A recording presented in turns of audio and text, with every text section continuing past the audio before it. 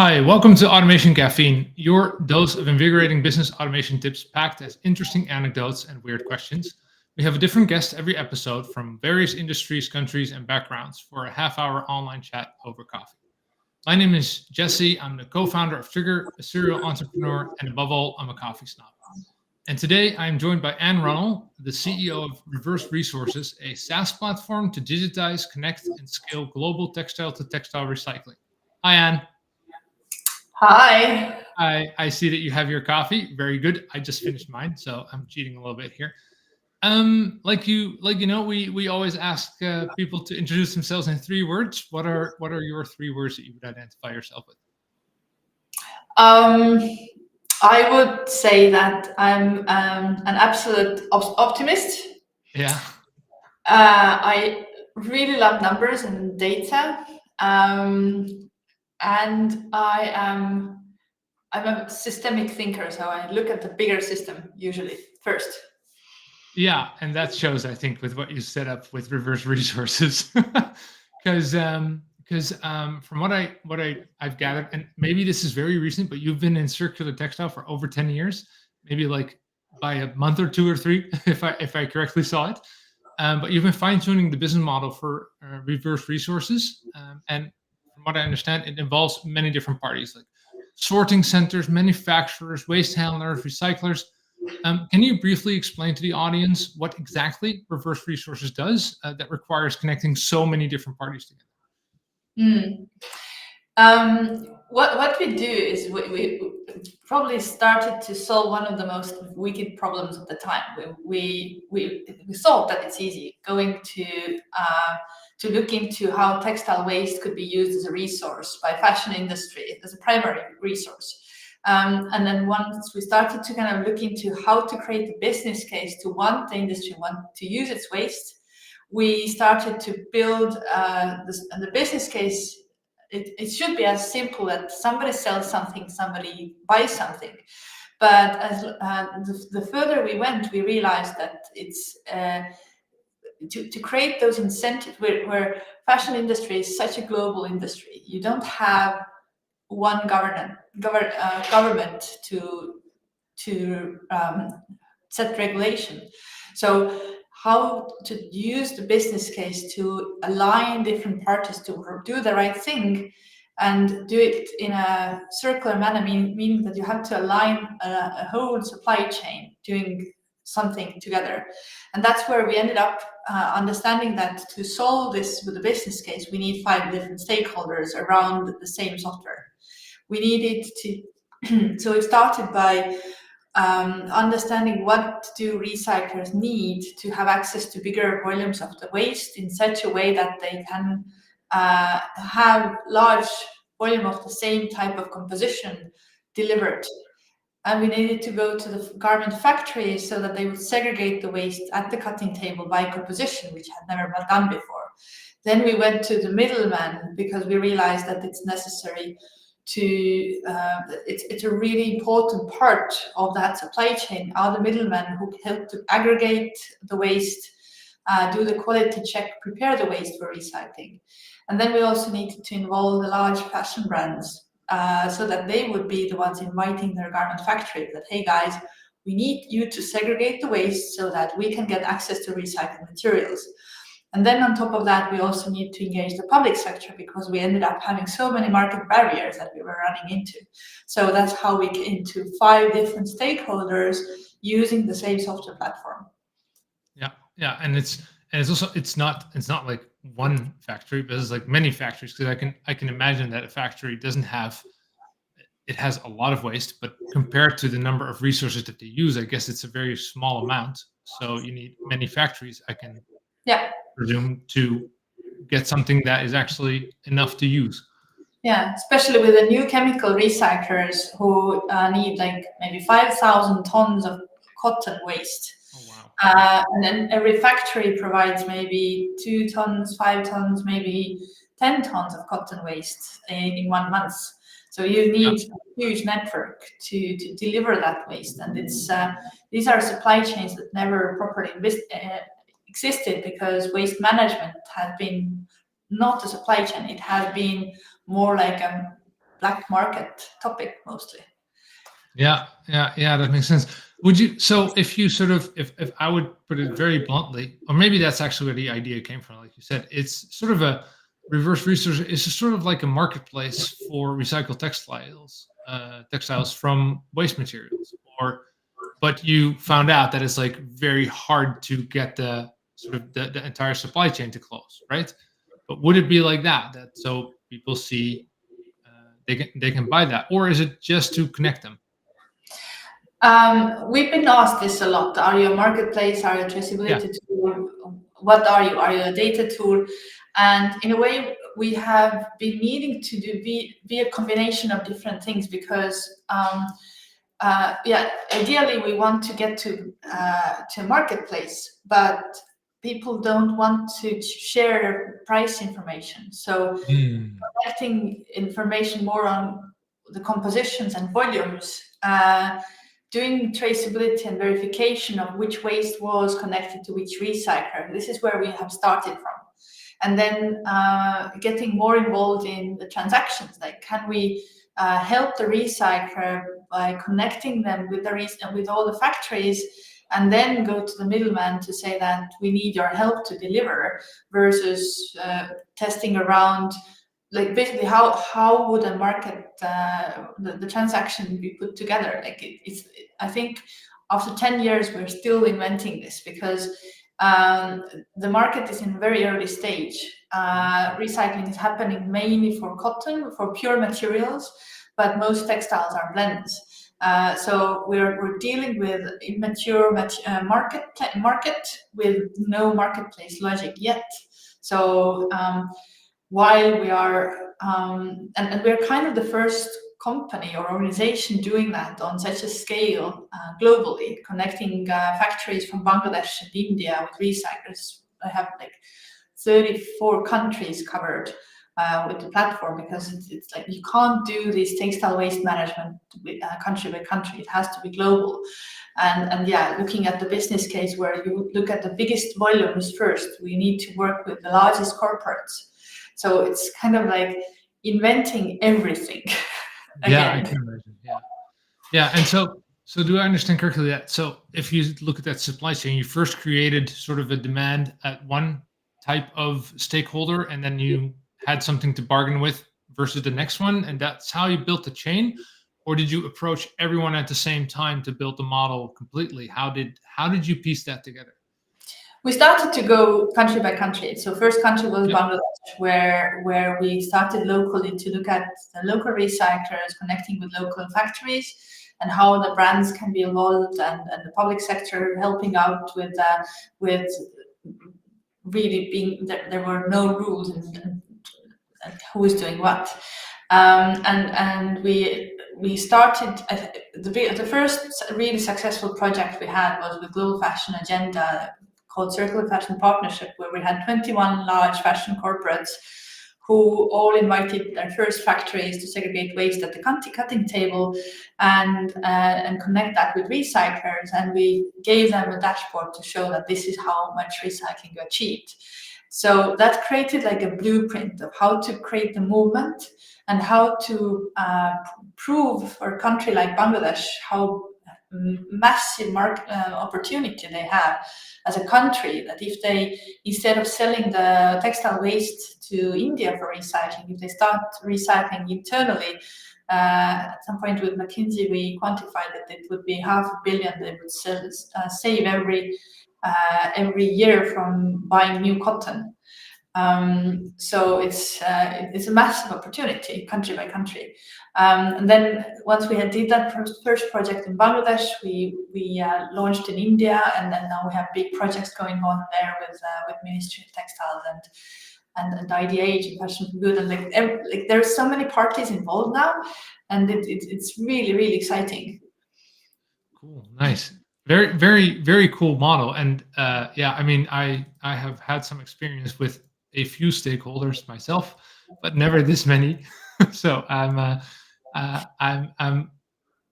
very impressed with this amount and how you made that work. Before we go into the next thing, we always do a random uneasy question, as you know. and we'll see what our big wheel has in stock for you today.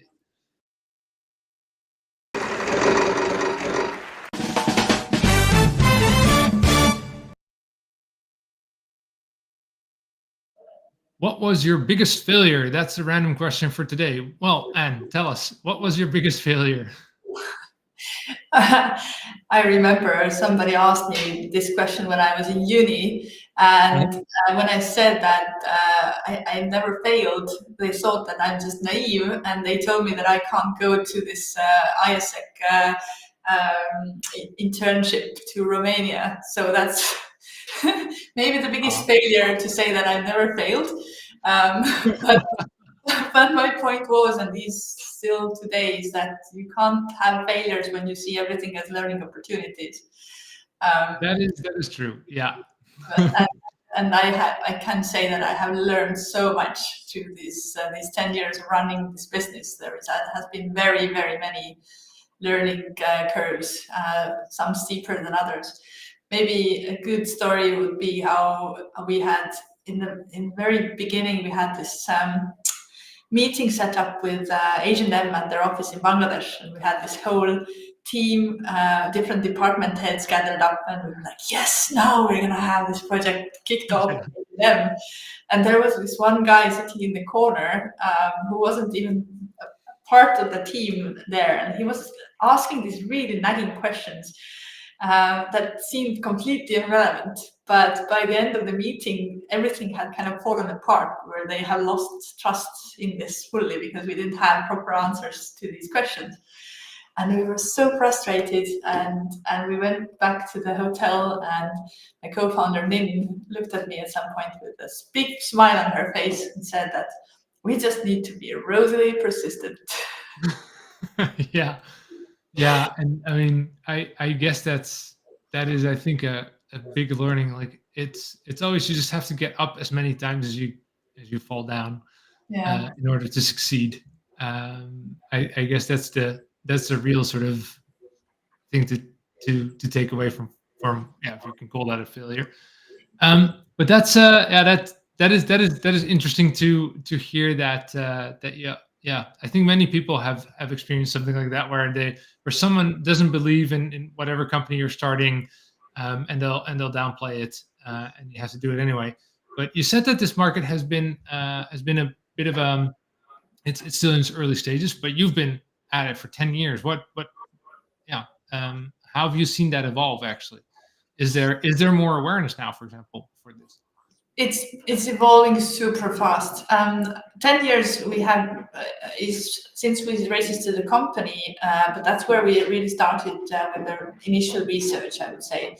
And it was this, like, 6 years of doing trials and experiments around waste management in general. And the initial concept was rather different. We were looking at fabric rolls that are left over from garment production, and it was only later that we switched over to the recycling story.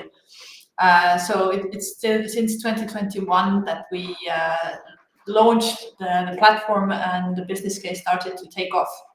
So we could actually say that after 6 years of R&D, we are now a startup with actually just 3 years of commercial traction.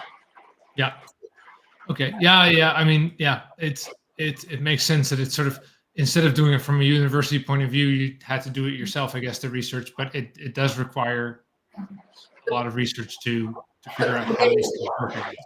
Coming back to your question, there is so much action going around textile recycling. I think there is very little that is spoken in public media. There is a general understanding as if there is no recycling happening, that there is lack of capacity, there's so much post-consumer waste that there's nothing to do with. I think the narrative is quite upside down compared to what we see from inside. What we see is huge projects going into building capacity of recycling. There is even hyper competition for some types of waste. When we talk about cotton waste, there is distortion of information in the market. That's what we are solving to balance the market better, so that not all efforts go into one bucket, whereas it's more balance in supporting the industry to grow. But there is so much excitement. There is so many different technologies. Large fashion brands, corporates are so excited about this topic because it's happening. It's not something that is theoretical. It is happening. The industry is scaling up. That is very good to hear. Yeah, and I guess that Europe, sort of with the CSRD legislation and stuff, is pushing that forward. But you work with companies also in, like you said, Bangladesh, so other parts of the world. How are sustainability practices and specifically recycled textiles? How do they look at these things there? Does it have to be a business opportunity, or do they also care about circular things? Because I often feel here that it is only through um, government legislation that ultimately these things start rolling, because consumers, they don't seem to really care a lot until it's, I don't know, like price wise, it's interesting for them. But how does that work there? Because here I feel it's mostly about legislation. And how does that work in other regions of the world? I think it's the same everywhere. It falls down to us all being humans. Either you are call yourself a consumer or a producer or a legislator. We are all in the same place where money makes things move. And Yeah. it's nice to do things based on what feels right, but until you're struggling to make money, then you can't afford it. The fashion industry is an industry that is in hyper competition compared to any other industry. It's such a heavy competition because it's so easy to start by setting up a sewing machine and starting to sew.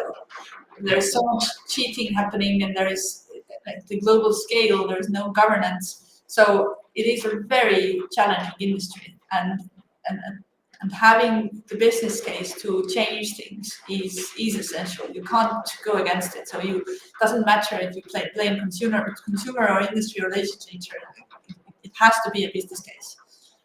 Yeah, and I think that in any market that is related to recycling or similar sustainable things, ultimately it has to come down to a business model that just works, because that's ultimately the proof of it actually contributing. I would add here that if you think about circular economy versus linear economy, then the business case of linear economy is proven and established, and it's easy to repeat that. For circular economy, you need to make sure that every party in the circle are aligned, understanding how does my actions influence the circle, because otherwise it becomes a spiral. The material just flows out of the system. So circular economy cannot be built without data exchange throughout the whole circulation. And that makes this very specifically different from what we know of linear economy beforehand. Yeah, it also seems always to me, it seems very strange that you are allowed to, as any random company in the world, you're allowed to make something and dump it in mass on a market. And then people buy it, and then you're sort of, well, your job is done, and you're not responsible for any waste that it leaves behind. While obviously, if you're a producing party, even like if you're the brand or the factory that makes a product, then yeah, you put something out there, but you never see it back. You never get the circle to close, so to say.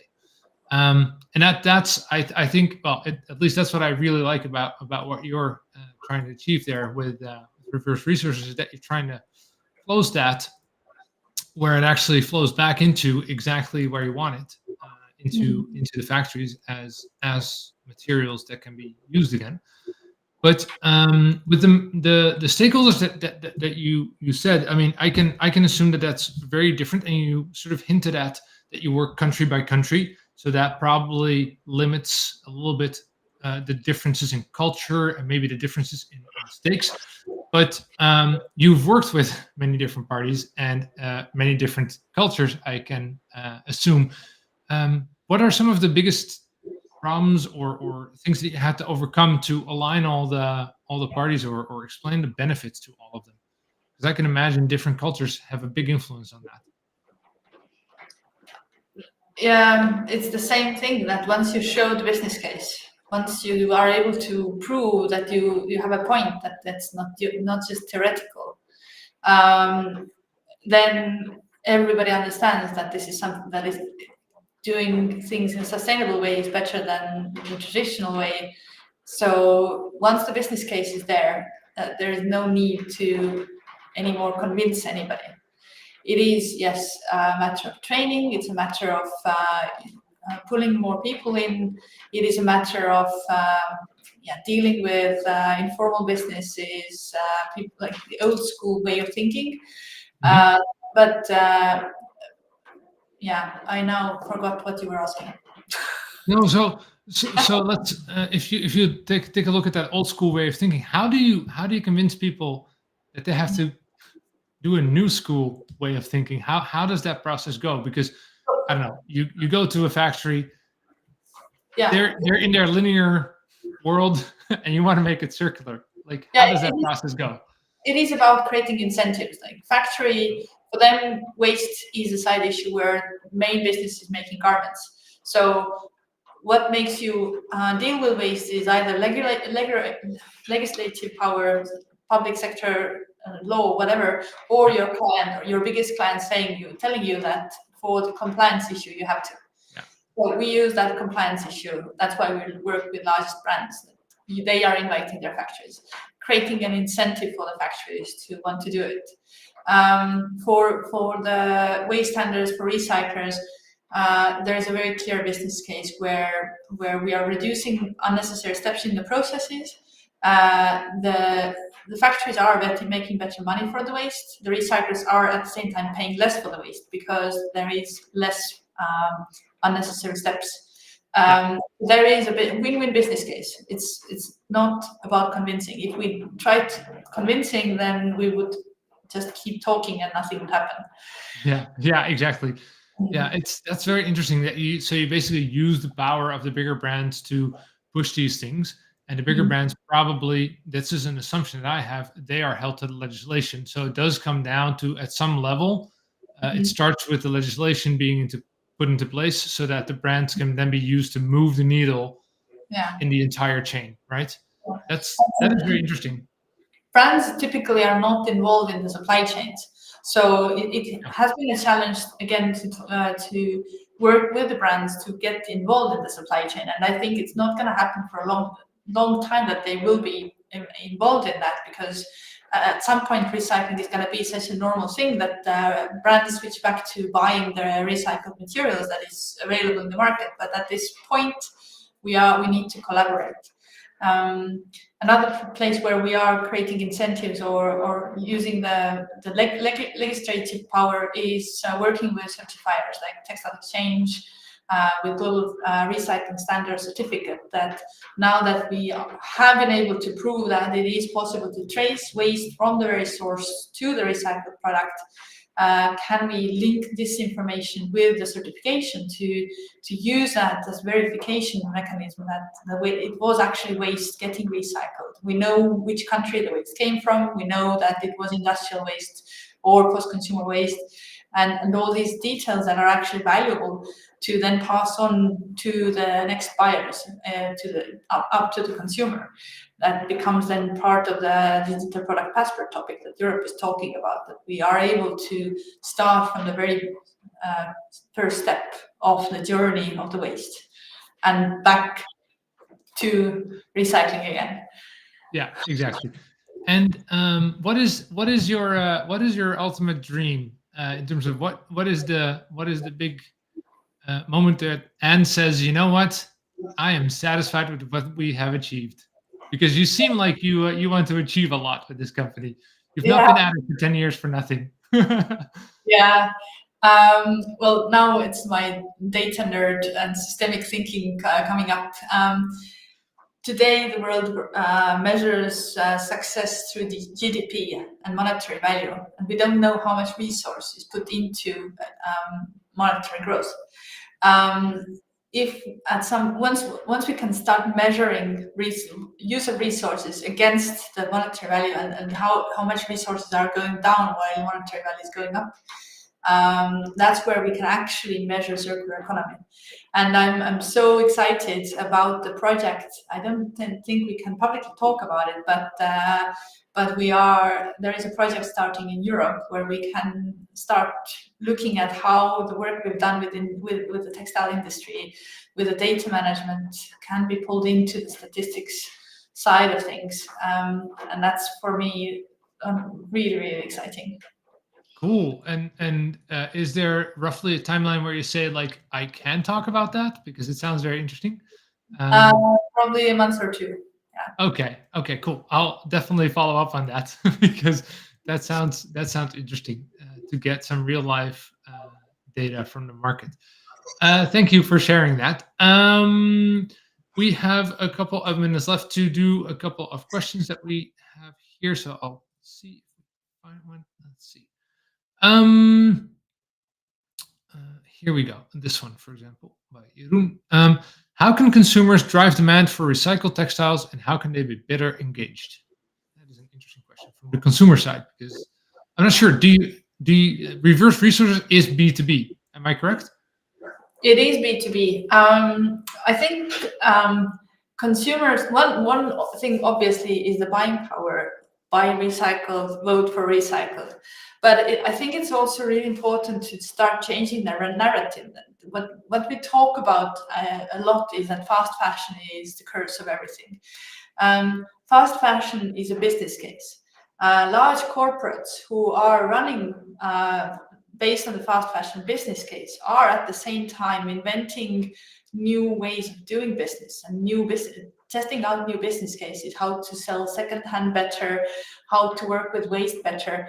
Today, none of those fast fashion corporates dare to talk about what they're actually doing, because they get the greenwashing arguments attacked on them all the time.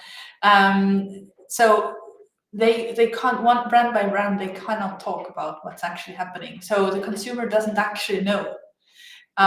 So changing the narrative to start noticing that there is recycling happening, and understanding that textile to textile recycling is the way of circulating materials. Too much, we also use PET bottles and recycle that into textiles. So Yeah. if you see polyester being recycled, then it might not be at the best case scenario.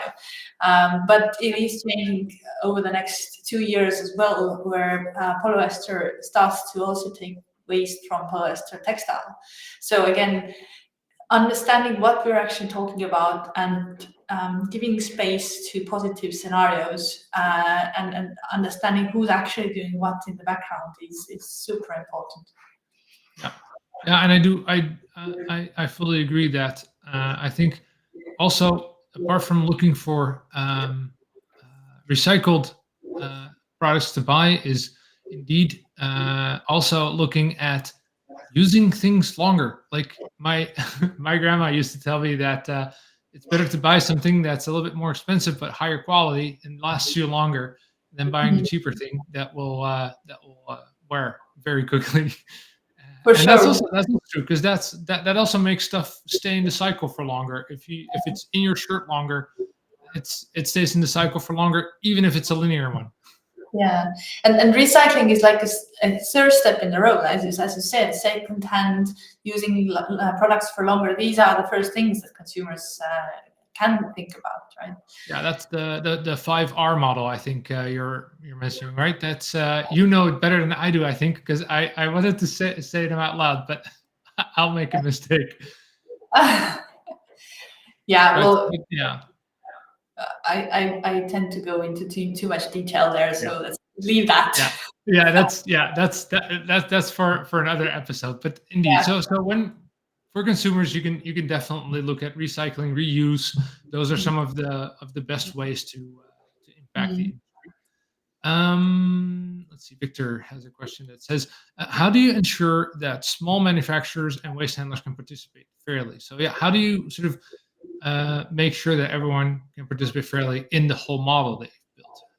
Because I can imagine that maybe the bigger parties have a little bit more weight or something. Maybe that's what he means.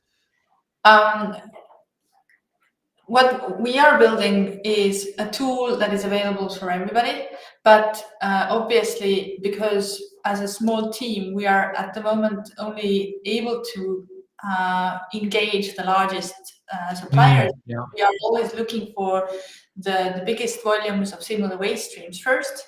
Then the smaller players can become part of this only by being proactive themselves.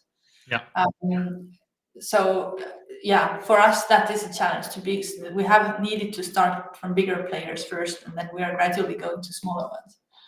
Yeah, so that sort of sounds like at some point it will be that the smaller players will have to do something like this, like you described before. That the way that I sort of understood it is the market will sort of find it normal that things are circular, and then if that becomes the norm, then also the smaller parties will obviously join because then there's the incentive to do it proactively. Whereas now, yeah, Mhm. they need the the incentive to come from the brands and Mhm. in turn from the governments, I guess.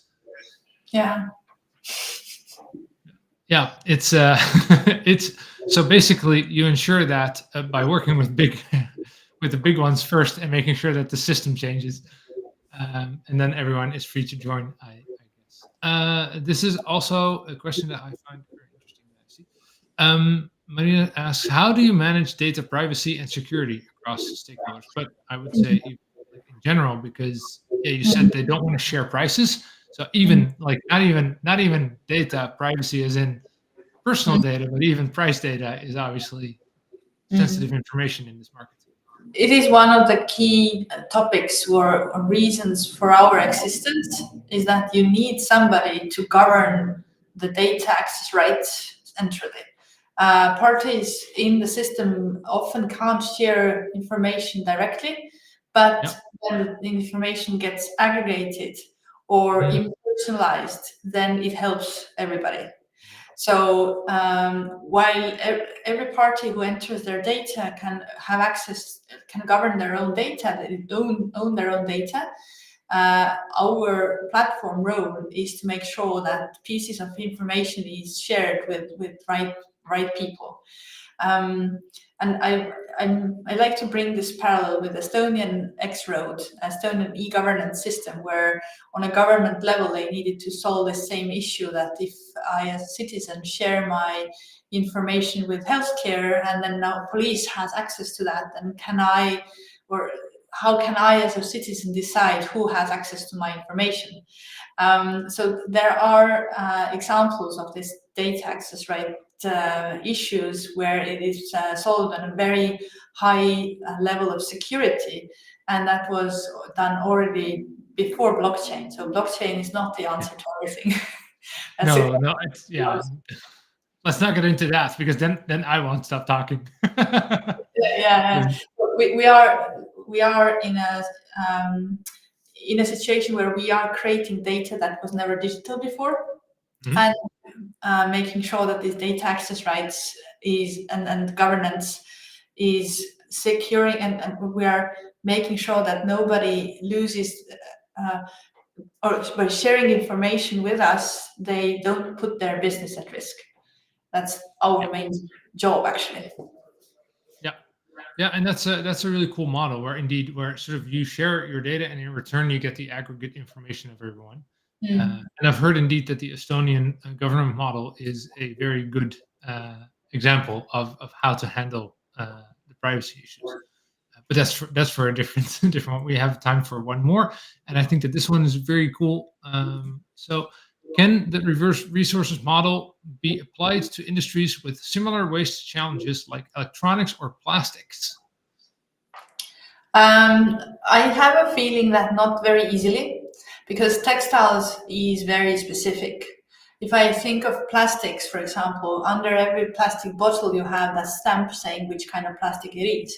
Mhm. For textiles, you have tags in the garment, but once the tag is removed, you don't know what was inside the fabric. And the tag is not usually so accurate because it only requires information if there is more than 95% of that composition. So understanding what kind of composition it is makes textile very unique, and the variety of different blends and no no established system for supply chains and recycling yet properly. Plastics is much further ahead in one way, I think. I don't know that much of the specifics of the supply chains and the incentives around the electronics industry. I know that there is similarity with steel industry, where from steel production you have these different size of pieces with different metal construction, composition, or whatever you call that in steel. That is maybe the most similar area, but we haven't really dug deeply into how we could apply our logic to that, because there is so much yet to be done with textiles. Yeah, indeed. I can imagine that it makes sense to focus on this, because I think the technologies of recycling are very different indeed, and those indeed dictate, I guess, whether the model can work. And for example, for electronics, I know that it's sometimes very hard to split materials as well. Yeah. But I have to say that if anybody is listening from other industries, then we are sitting on top of a lot of data from garment manufacturing, where factories are sharing their waste on other materials like plastics and paper and electronic waste, whatever is left over from garment production. And there with other materials right now, we're just registering the data, but there is no marketplace or no transaction. That's interesting. I think I might be able to connect you to someone who is in that market. Because we do have a customer who is in the metal recycling, and I can imagine indeed that yeah, if factories have that as a waste material, that can be a good source material again as well, because metal, as long as it's, again, I think it all comes down to what you do with reverse is making sure that it is as pure a material as you can get it. I think that's key in many of these recycling things. When you set something up like this. Yeah. Okay, interesting. Thank you so much. I think that's what we have time for today. So we'll be back in 2 weeks. We'll have another episode. And thanks everyone who tuned in for watching, listening, and we'll talk to you later. Thanks, Anne. It was a pleasure to have you on. Thank you.